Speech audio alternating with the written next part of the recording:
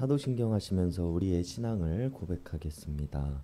전능하사 천지를 만드신 하나님 아버지를 내가 믿사오며 그 외아들 우리 주 예수 그리스도를 믿사오니 이는 성령으로 잉태하사 동정녀 마리아에게 나시고 본디오 빌라도에게 고난을 받으사 십자가에 못 박혀 죽으시고 장사한 지 사흘 만에 죽은 자 가운데서 다시 살아나시며 하늘에 오르사 전능하신 하나님 우편에 앉아 계시다가 저리로서 산 자와 죽은 자를 심판하러 오시리라.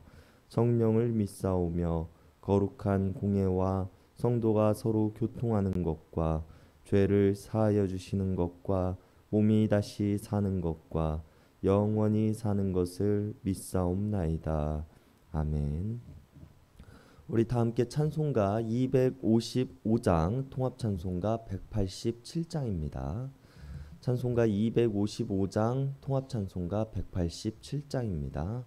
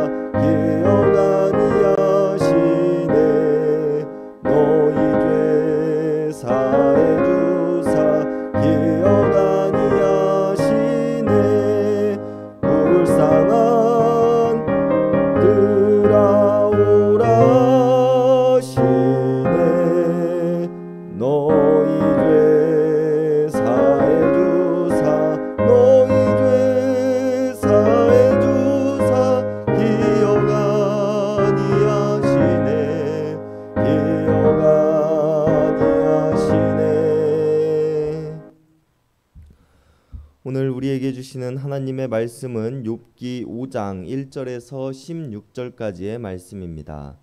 욥기 5장 1절에서 16절까지의 말씀입니다.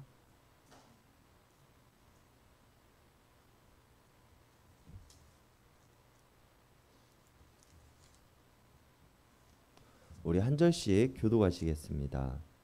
너는 부르짖어보라. 내게 응답할 자가 있겠느냐? 거룩한 자 중에 내가 누구에게로 향하겠느냐?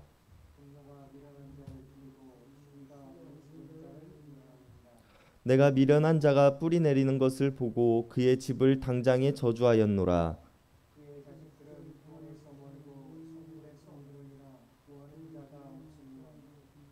그가 추수한 것은 줄인 자가 먹되 덫에 걸린 것도 빼앗으며 올무가 그의 재산을 향하여 입을 벌리느니라.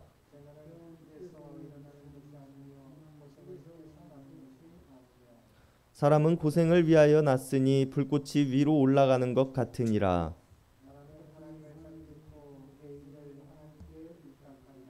하나님은 헤아릴 수 없이 큰 일을 행하시며 기이한 일을 셀 수 없이 행하시나니 낮은 자를 높이 드시고 애곡하는 자를 일으키사 구원에 이르게 하시느니라.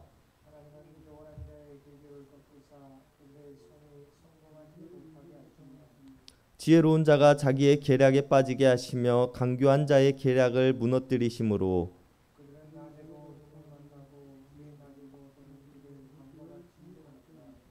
하나님은 가난한 자를 강한 자의 칼과 그 입에서 또한 그들의 손에서 구출하여 주시나니 그러므로 가난한 자가 희망이 있고 악행이 스스로 입을 다무느니라. 아멘. 오늘 본문에서도 욥을 향한 엘리바스의 말이 이어집니다.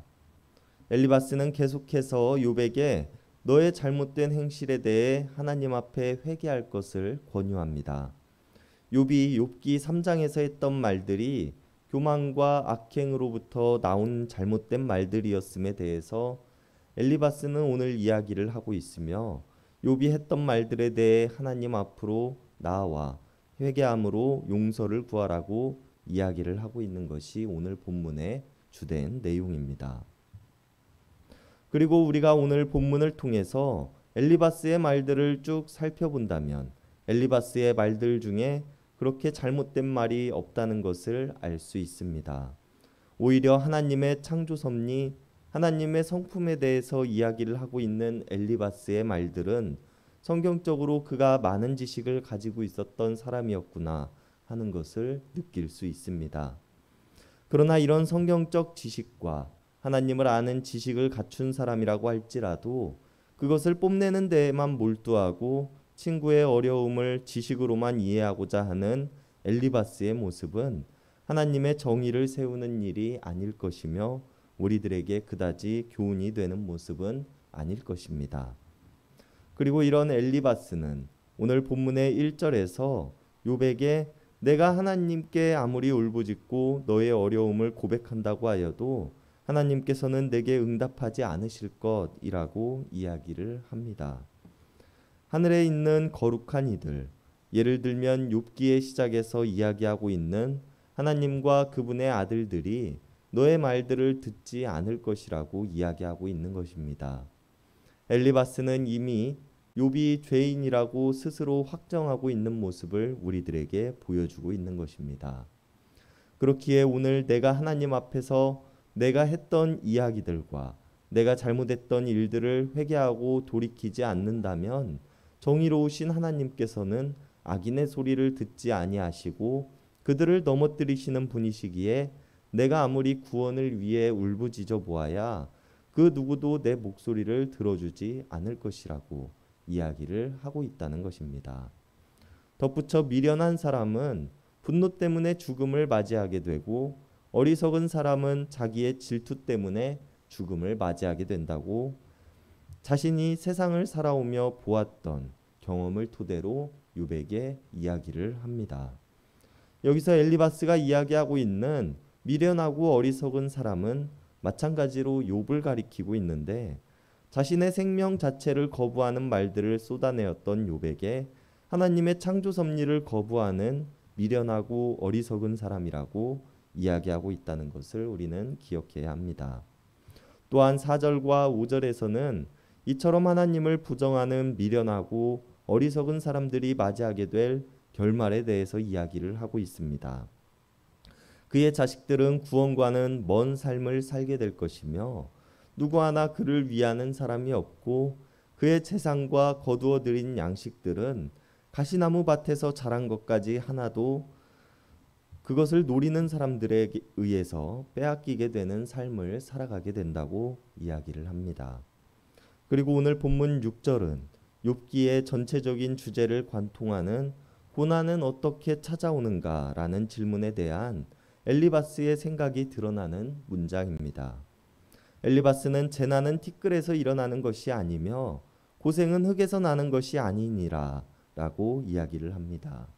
이것을 세번역 성경은 재앙이 흙에서 일어나는 법도 없고 고난이 땅에서 솟아나는 법도 없다라고 이야기를 하고 있는데 이 말이 무슨 말인가 하면 재앙이 일어나는 데에는 아무런 이유 없이 흙에서 갑자기 튀어나오거나 땅에서 솟아나는 일이 없다라고 이야기를 하고 있는 것입니다. 분명 욥이 자신의 모든 소유물을 잃게 되고 온몸에 종기가 일어나게 된 데에는 그럴 만한 이유가 있기 때문에 이러한 일이 생긴 것이라고 엘리바스는 이야기를 하고 있는 것입니다. 그러나 우리는 이미 하나님과 사탄의 이야기를 보았기 때문에 욥이 지금 겪고 있는 고난과 어려움이 욥의 죄악으로 인해 생겨난 것이 아니라 아무런 이유 없이 생겨났다는 것을 우리는 잘 알고 있습니다. 그러나 오늘 엘리바스가 이렇게 고난의 이유를 계속해서 찾고 있음은 인과응보적인 사상이 당시에는 지배적인 세상이었다는 것을 우리는 알아야 합니다. 그러나 이런 고난이 욥의 악행으로 인해 생겨났다고 이야기하고 있는 엘리바스를 우리가 너무 나쁘게만 바라볼 필요는 없다고 생각합니다.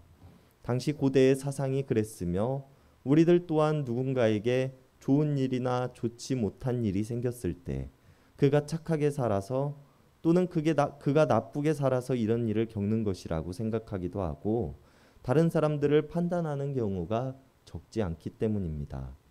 그리고 엘리바스는 덧붙이기를 7절에서 이야기를 하고 있는 것과 같이 불꽃이 위를 향하여 날아가는 세상의 진리처럼 사람이 고생을 하는 것은 당연한 것이라고 이야기를 하고 있다는 것인데요. 엘리바스는 욥 내가 아무리 정직하고 하나님을 경외하고 악을 멀리하는 사람이라고는 하지만 불꽃이 하늘을 향해 올라가는 진리와 같이 연약한 사람이 죄를 짓는 것은 당연한 것이고 내가 지금 겪고 있는 고난은 내가 알지 못하는 네가 알지 못하게 지은 죄 때문에 이루어진 것이라고 이야기를 하고 있다는 것입니다. 그렇기에 오늘 8절에서 이야기를 하고 있는 것처럼 나라면 하나님을 찾겠고 내 일을 하나님께 의탁하겠다라고 엘리바스는 이야기를 하고 있다는 것입니다. 그리고 이후 9절에서부터 오늘 본문의 15절까지는 엘리바스가 욥에게 하나님의 큰 능력과 권능에 대해 이야기하기도 하고 척박한 땅에 물을 공급하시는 것처럼 낮은 자를 높이 드시고 애곡하는 자를 일으키시는 구원의 하나님이심에 대해서도 이야기를 하기도 합니다. 반대로 악인들은 실패하게 하시고 무너뜨리시는 하나님이라고 말합니다. 엘리바스가 하나님의 능력과 위대하심, 마음이 어려운 자를 도우시고 교만한 자를 넘어뜨리시는 하나님에 대해서 이야기를 해주고 있는 본문인데요. 이 본문만을 떼어놓고 본다면 엘리바스의 말은 전혀 틀린 말이 없고 오히려 우리에게 위로가 되는 말이며 힘과 의지가 되는 말입니다.